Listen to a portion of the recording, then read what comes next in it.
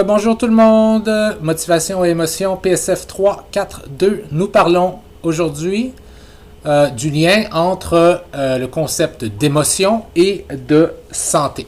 OK? Donc, c'est un domaine qui est extrêmement large et relativement...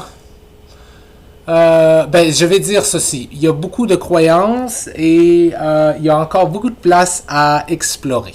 Okay? On comprend encore peu le lien entre les émotions et la santé, si il y en a, mais il y a des choses que l'on croit savoir.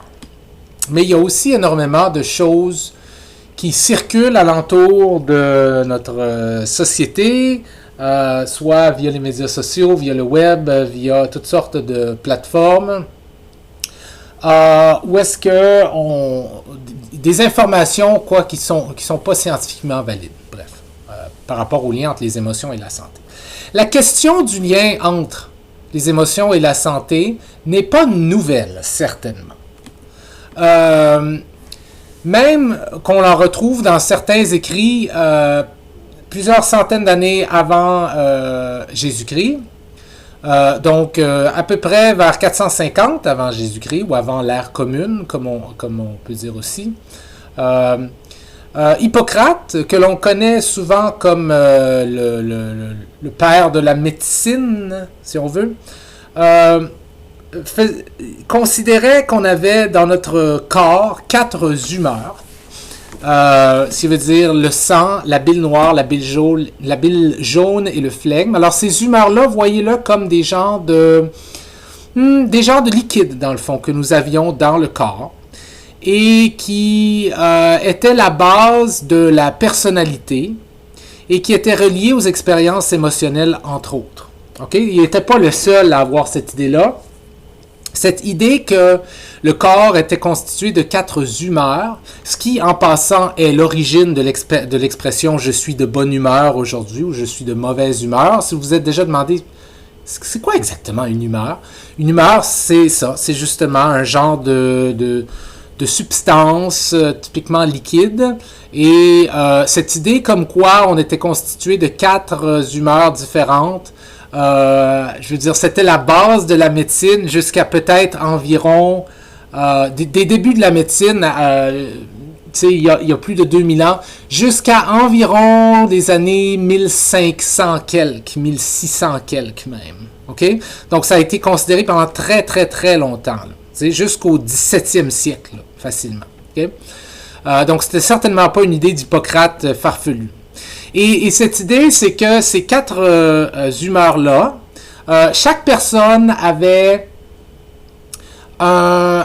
si on veut, avait une humeur dominante. Donc, certaines personnes avaient plus de sang que de bile noire, jaune et flegme. Certaines personnes avaient plus de bile noire que de flegme, bile jaune et sang. Certaines personnes avaient plus de bile jaune que de flegme, bile noire et sang, et ainsi de suite. Okay? Et c'est comme ça qu'on distinguait les personnalités des gens. Alors, si vous avez déjà entendu parler de quelqu'un qui a une personnalité sanguine, on fait référence typiquement à ça quand on dit que c'est quelqu'un de très extraverti, généralement de bonne humeur, qui approche les autres. OK? L'expression vient de là. Si vous avez déjà entendu parler de quelqu'un qui est plutôt flegmatique, OK? Plutôt retiré, ça vient justement de là. OK? Et donc, cette idée comme quoi il y a un lien entre, justement, cette idée comme quoi il y a un lien entre les émotions et la physiologie et potentiellement la santé, on la retrouve déjà là, en 450 avant Jésus-Christ. Okay?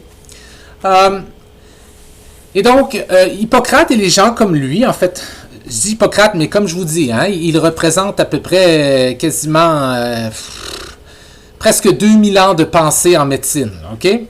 Il croyait que ces éléments-là influençaient la santé du corps. Okay? On croyait qu'un débalancement au niveau des humeurs représentait un problème au niveau de la santé physique du corps. Ce qui pouvait inclure aussi des problèmes de santé mentale aussi.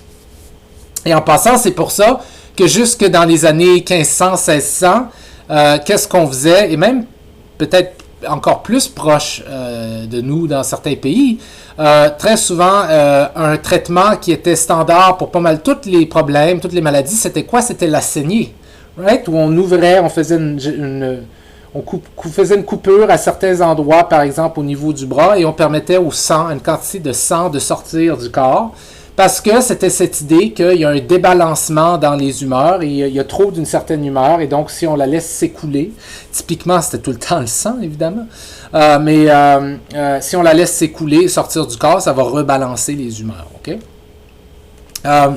Et donc, cette idée-là était très populaire pendant très longtemps. Et donc, on faisait des liens entre les styles de personnalité et les humeurs dominantes. Alors, on disait que si vous aviez plus de sang, vous aviez une personnalité sanguine, vous aviez tendance à apprécier la vie, à approcher les autres, peut-être avoir beaucoup de relations sexuelles, beaucoup d'amoureux ou d'amoureuses, vivre pleinement, peut-être trop manger, trop bon vivant dans le fond. Si vous aviez trop de flegme, vous étiez flegmatique, ce qui veut dire que vous aviez peur de tout. Si vous aviez trop de bile noire, vous étiez mélancolique, ce qui veut dire que vous étiez toujours triste plutôt. Okay? Et si vous aviez trop de bile jaune, vous étiez colérique. Et vous aviez tendance à être trop fâché. Alors, c'est ce qu'on croyait. Okay? Et donc, vous voyez, ces illustrations-là, en passant, sont des illustrations qui sortent du Moyen-Âge. Bon, le Moyen-Âge, ça rassemble ensemble une bonne couple de centaines d'années, là, possiblement à peu près 500-600 ans.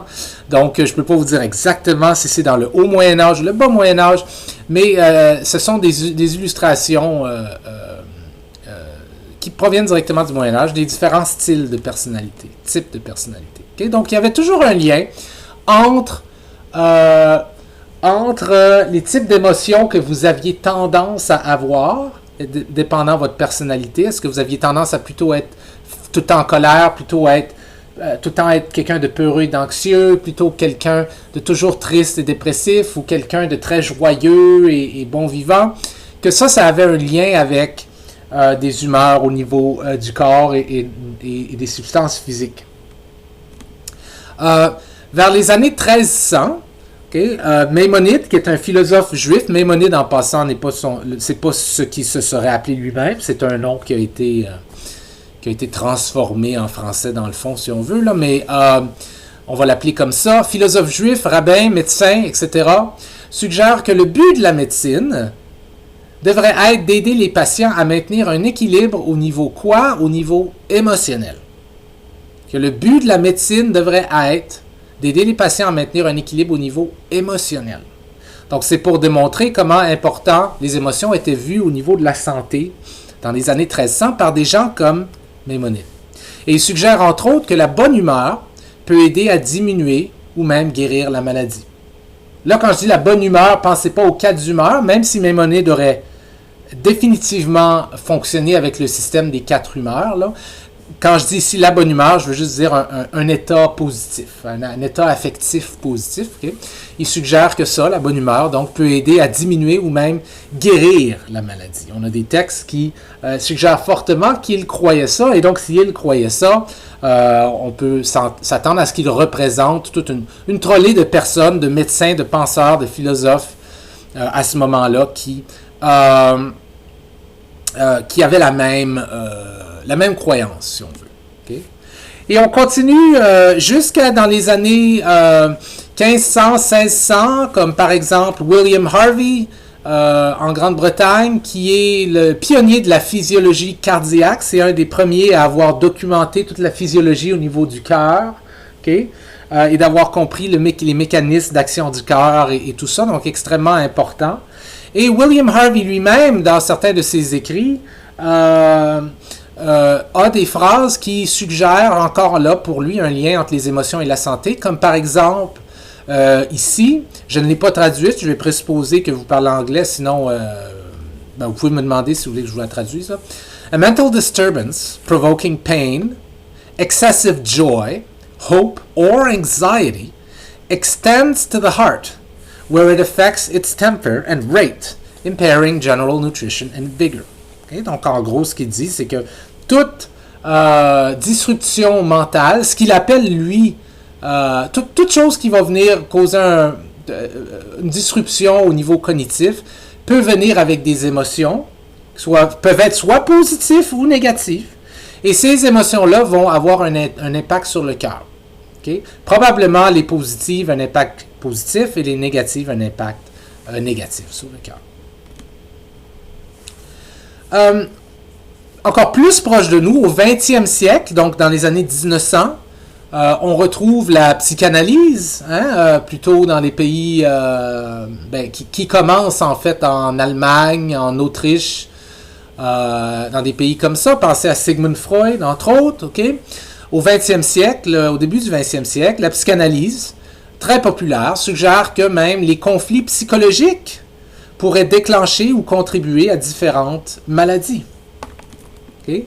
C'est spécifiquement, les psychanalystes voient les manifestations somatiques, donc les symptômes que les gens ont, comme des expressions symboliques de conflits psychologiques refoulés. Si vous avez déjà pris un cours qui parle un peu de la psychologie freudienne, l'idée, c'est que vous avez en vous, si vous avez un trouble psychologique quelconque, vous avez des symptômes quelconques, ces symptômes-là sont des manifestations de conflits psychologiques que vous avez refoulés. Je ne vais pas prendre trop de temps pour expliquer ça ici parce que c'est une idée qui est scientifiquement un peu louche. Elle a probablement quelque chose d'intéressant à propos d'elle, mais beaucoup de choses aussi qui sont problématiques et scientifiquement peu rigoureuses.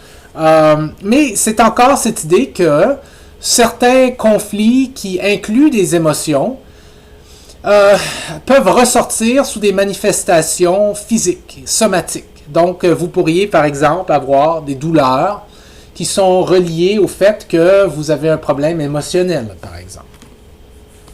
Certains types de conflits sont associés selon certains différents psychanalystes, et il y avait une diversité quand même dans la pensée psychanalyste. Ce n'étaient pas tous les psychanalystes qui étaient absolument d'accord sur tout. Mais ils s'entendaient, entre autres, sur le fait que certains types de conflits seraient probablement associés à des problèmes de santé particuliers. Alors, on a différents exemples qui nous sont donnés au cours de l'histoire de la psychanalyse, comme par exemple ceux reliés à l'expression de la colère, qui seraient associés à des maladies cardiaques. Alors que ceux associés à la dépendance à autrui seraient associés, par exemple, à des choses comme les ulcères. Donc, l'idée, c'est que si vous avez des problèmes qui inclut des grosses émotions, comme la tristesse d'être séparé de quelqu'un, d'autrui, et ainsi de suite, ça va sortir en ulcère. Si vous avez des problèmes avec des grosses émotions comme beaucoup de colère et d'agressivité, ça va sortir en tant que maladie cardiaque. Okay? Ça, c'est quelque chose qui est proposé par les psychanalystes. C'est une vision, évidemment, trop simpliste des choses. Je ne pense pas qu'on peut dire scientifiquement que c'est une phrase ou une proposition qui est valide, mais je ne pense pas non plus qu'on devrait jeter, comme on dit, le bébé avec l'eau du bain, parce qu'il y a peut-être là une graine de vérité, mais qui doit être compris de manière plus complexe, qui doit être incluse dans une compréhension plus complexe et plus subtile de l'affaire. Pendant que les psychanalystes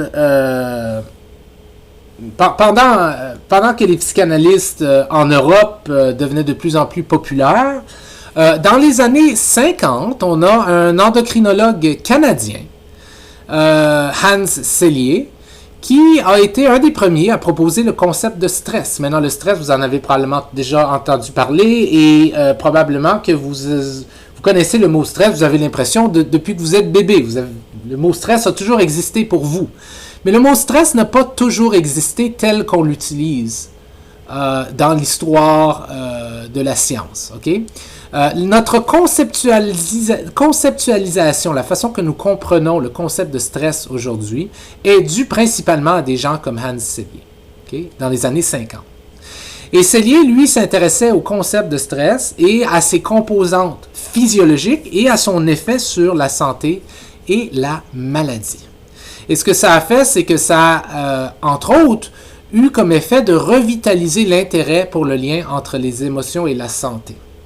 Et je dis ça parce que, surtout en Amérique du Nord, vers les années 50, les gens ont commencé à... plusieurs personnes en psychologie et qui s'intéressaient à la santé, qui s'intéressaient aux émotions, ont commencé à douter et à être de plus en plus sceptiques à cette idée des psychanalystes comme quoi il y avait un lien direct entre certains conflits émotionnels et certains troubles physiques spécifiques, et ainsi de suite. Et on commençait à être de plus en plus sceptiques et critiques de ça, comme on devrait l'être si on réfléchit de manière rigoureusement scientifique. Mais, encore une fois, comme je disais, des gens comme Hans Selye ont permis à ces penseurs-là de dire « Ah, mais il ne faut pas jeter le bébé avec l'eau du bain, il y a peut-être quand même quelque chose au niveau des émotions et de la santé. C'est pas ce que les psychanalystes voulaient nous faire croire, que chaque problème vient avec un certain problème de santé, chaque problème émotionnel, mais il y a peut-être quelque chose et ça passe peut-être par le stress. Le stress semble avoir un effet négatif sur la santé. Le stress a certainement une composante affective, peut-être émotionnelle. Est-ce que c'est une émotion, le stress? C'est pas tout le monde qui est d'accord, mais il y a certainement une composante affective. Et donc, ça a eu comme effet, les travaux de Selye, de revitaliser l'intérêt pour le lien entre les émotions et la santé.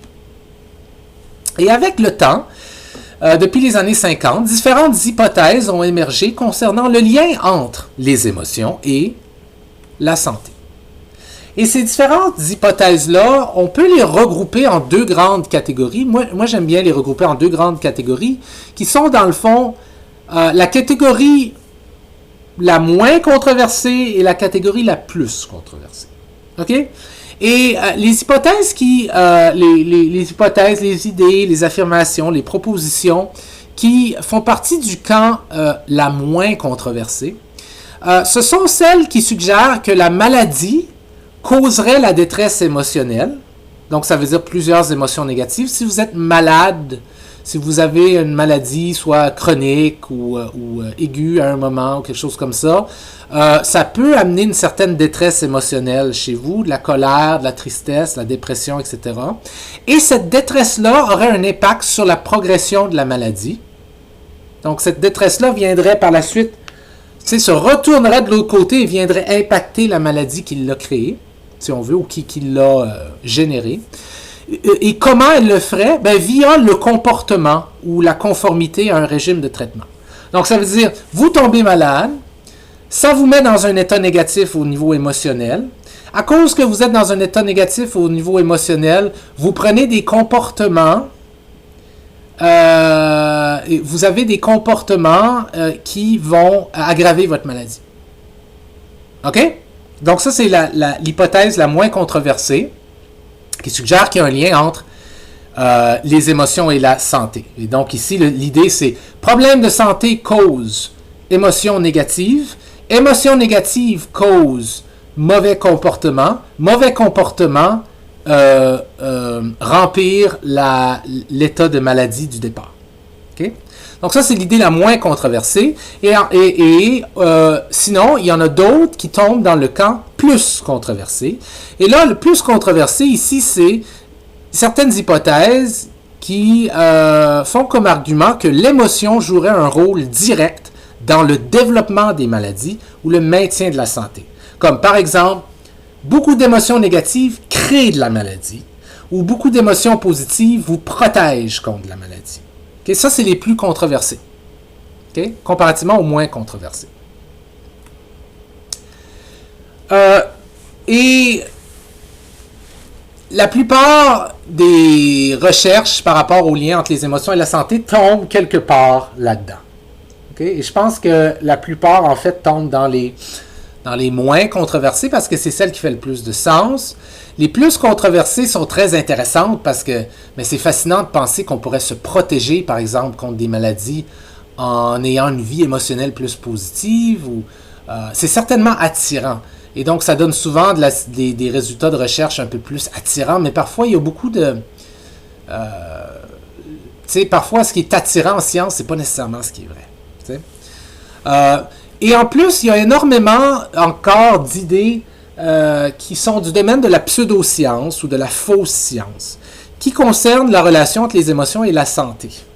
Okay? Comme par exemple, je ne sais pas si vous avez déjà entendu parler de la technique EFT, Emotional Freedom Tapping, okay?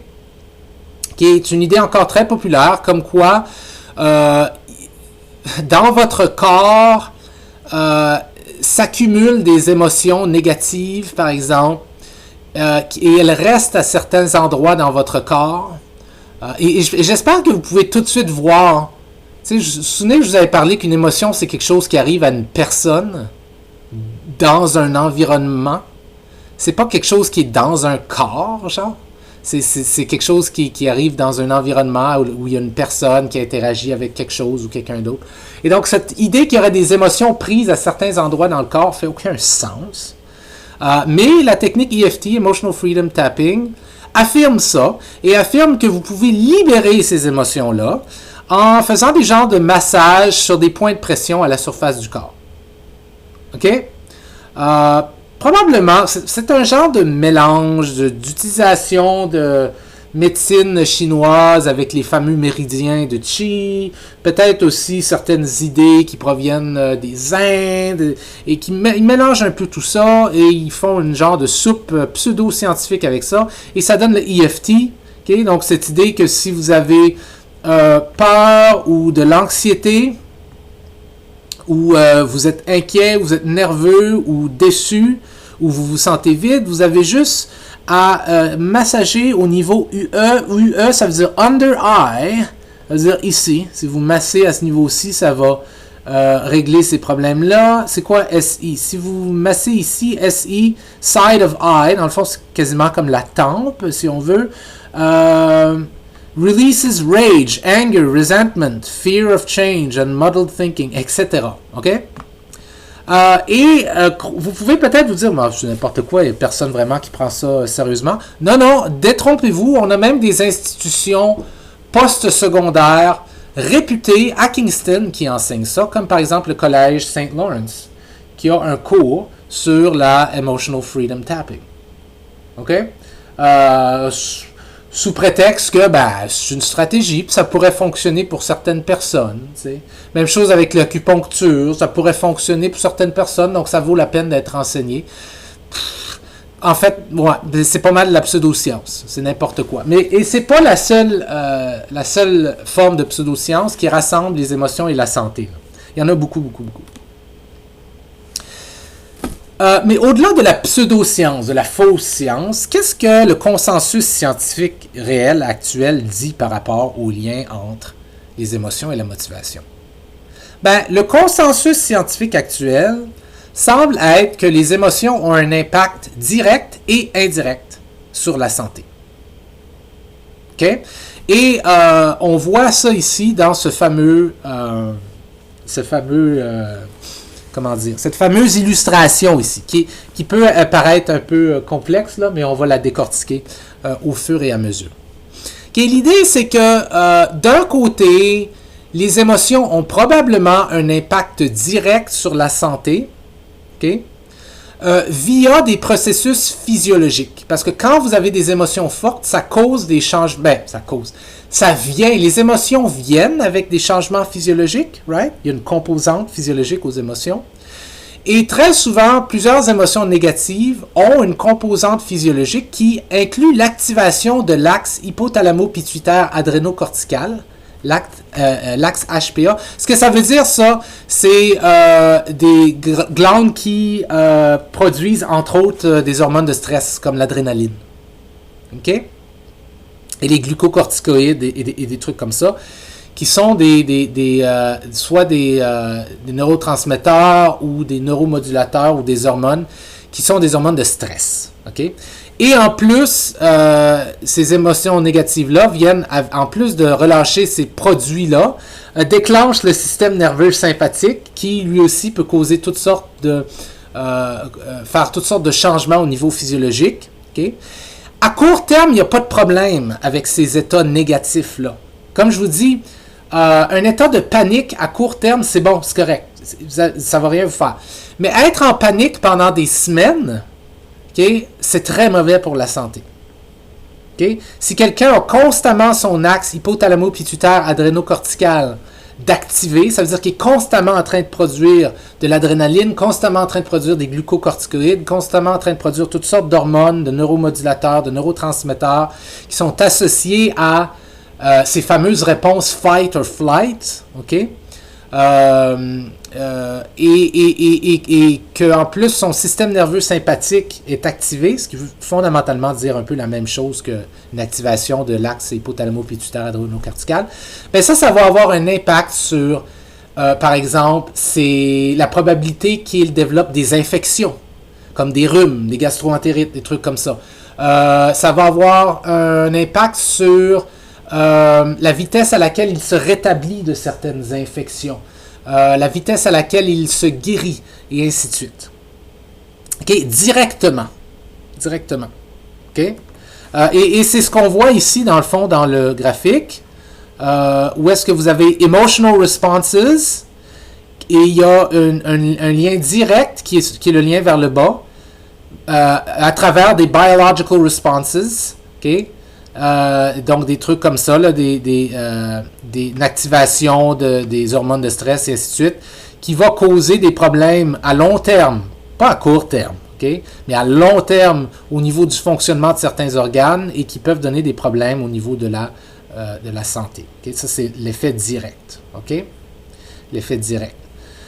L'effet indirect, l'impact indirect, parce que le consensus, c'est qu'il y a probablement un impact direct et un impact indirect. L'impact indirect, ben, c'était la fameuse... Dans le fond, ces deux impacts-là reviennent à l'hypothèse les plus controversées puis les moins controversées de tantôt. L'impact indirect, c'est cette idée que les comportements que vous avez qui sont reliés à la santé, okay, votre motivation et vos prises de décision sont impactés par vos émotions. Et donc, parfois, vos émotions peuvent avoir un impact sur votre santé parce que vos émotions vous amènent à prendre des comportements problématiques ou d'avoir peu de motivation ou d'avoir de la difficulté à prendre des décisions et ainsi de suite. Donc, ça, c'est l'impact indirect qui part ici vers le haut. Donc, vous avez une réponse émotionnelle.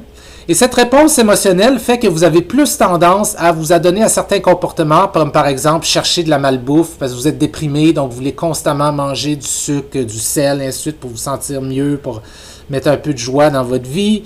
Ou bien à cause que vous avez une réponse émotionnelle, vous avez le goût de vous renfermer sur vous-même plutôt que de faire de l'activité physique, et ainsi de suite. Et ce sont ces choix-là qui par la suite ont un impact sur différents organes et qui a un impact sur votre santé. Donc, c'est pas techniquement les émotions elles-mêmes, mais les émotions ont contribué à ça parce qu'elles ont impacté vos réponses behaviorales. Donc, ça, c'est le chemin indirect et en bas, c'est le chemin direct. Okay? Puis, il peut y avoir une interaction entre les deux, évidemment, parce que vos réponses peuvent avoir vos comportements qui sont influencés par les émotions, vos comportements peuvent avoir un impact sur certains événements physiologiques en vous. Okay? Et certains événements physiologiques en vous peuvent aussi avoir des impacts sur vos comportements. Et donc, ça devient un peu un fouillis, mais on peut quand même faire une distinction claire entre un pathway, si on veut, une route indirecte entre les émotions et la maladie ou la santé, et une route directe entre les émotions et la maladie et la santé. Okay? Et l'idée, c'est que ça se passe sur des périodes de temps assez longues. Là. Vous voyez donc la flèche ici là, qui va de early life à later life. Personne ici dans ce modèle-là est en train de vous dire que si vous avez une crise de panique lundi, puis mardi, puis mercredi, que jeudi, vous allez tomber malade. Okay? C'est pas ça qu'on veut dire. Que si vous êtes déprimé lundi, mardi, mercredi, que jeudi, vous allez tomber malade. C'est pas ça qu'on veut dire. On parle ici de gens qui, pendant toute leur jeunesse, seraient dans un état d'anxiété intense, ou de colère intense, ou d'insécurité, ou des choses comme ça. OK? Que ça pourrait avoir un impact au niveau de l'adolescence et que pendant toutes les années d'adolescence et de jeune âge adulte, ça pourrait avoir un impact sur plus tard dans votre vie. Tu sais, donc on parle au niveau vraiment long terme. OK? Et évidemment, ces émotions-là de départ, okay, sont dans le modèle ici, elles sont le produit de l'environnement social dans lequel vous vivez, votre personnalité, comment est-ce que vous percevez les choses et comment est-ce que vous percevez votre capacité de gérer et de gérer des défis et ainsi de suite. Et donc tous ces éléments-là font en sorte que vous allez avoir certaines émotions. Et ces émotions-là peuvent avoir un impact direct vers le bas, ou indirect sur la santé à long terme. Okay? C'est le consensus scientifique actuel. Okay? Regardons un peu plus l'idée de l'impact direct. Okay? Quelles sont certaines idées qui ont été proposées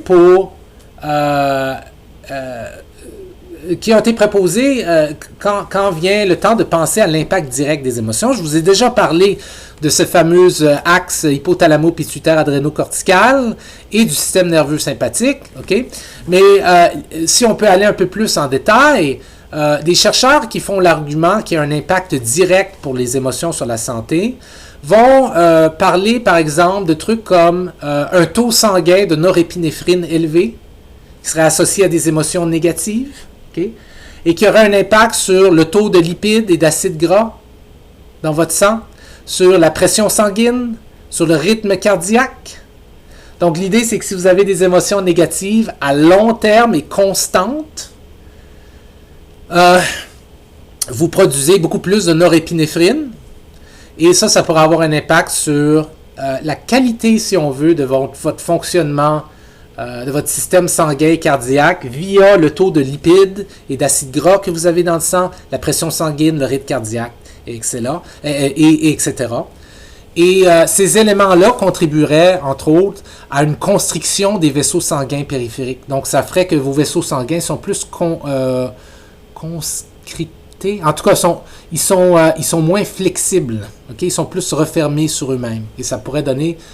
ça augmente la pression cardiaque et ça peut donner des problèmes de pression cardiaque et des problèmes cardiaques en général. Okay? Ça, c'est ce que certains chercheurs font, cet argument-là.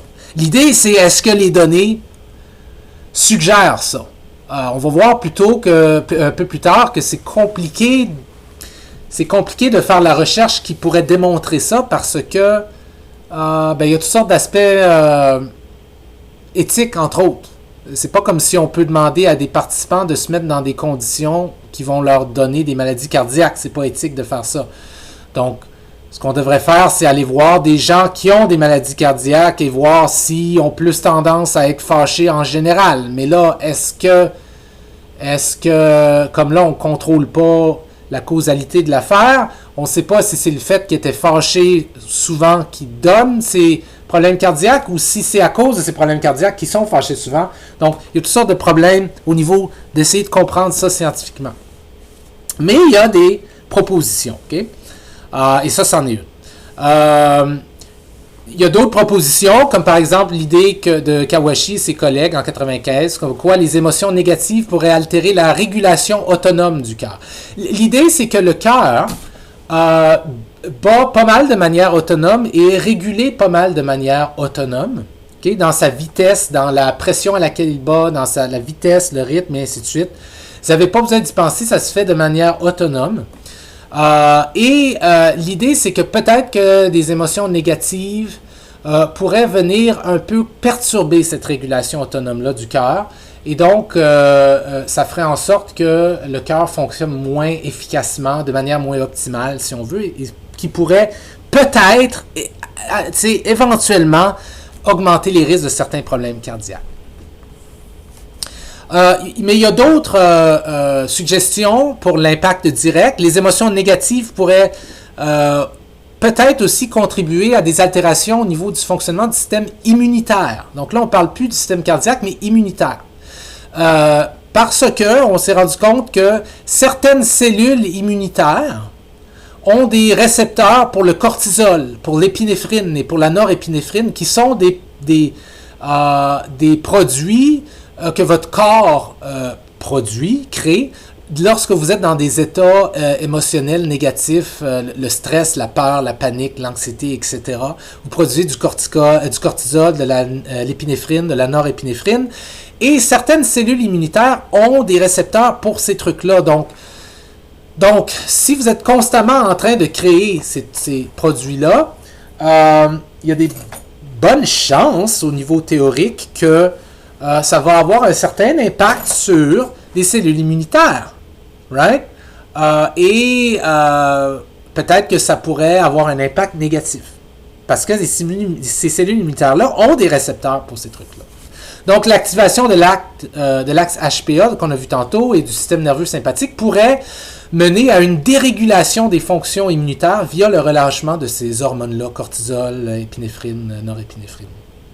OK? Et à long terme, ça pourrait donner un paquet de processus qui pourraient peut-être engager certains mécanismes qui pourraient amener vers de la maladie. Peut-être.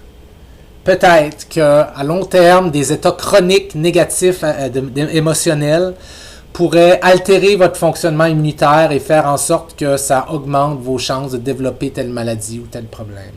OK? C'est vraiment pas coulé dans le béton, là, tout ça. Là. C'est vraiment... c'est des propositions.